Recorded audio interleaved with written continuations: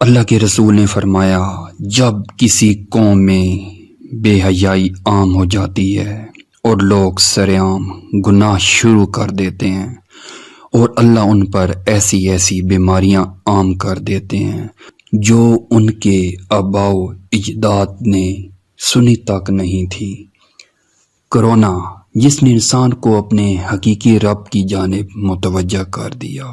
Corona جیسی وبا یہ اللہ کے عذاب کی ایک چھوٹی سی جھلک ہے، اور پوری دنیا آج لاک ڈاؤن کا شکار ہے۔ جن چیزوں سے اللہ اور اس کے رسول نے ہمیں منع کیا، آج ہم نے وہی چیزیں اپنا رکھی ہیں۔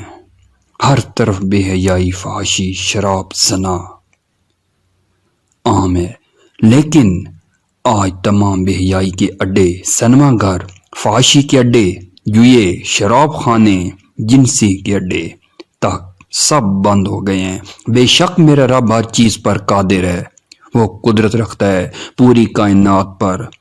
کرونا نے ٹیکنالوجی کے رب ماننے والوں کو دوبارہ حقیقی رب کی طرف متوجہ کیا۔ ایک وائرس آج پوری دنیا کے لیے خطرہ بنا ہوا ہے۔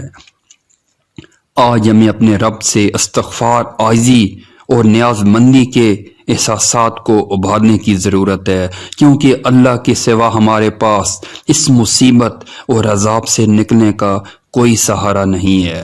بس اپنے رب کو راضی کر لیں اور اپنے گناہوں کی توبہ کریں۔ وہ بڑا غفور و رحیم ہے، وہ ہمیں ضرور معاف کر دے گا، کیونکہ اللہ معاف کرنے والا ہے۔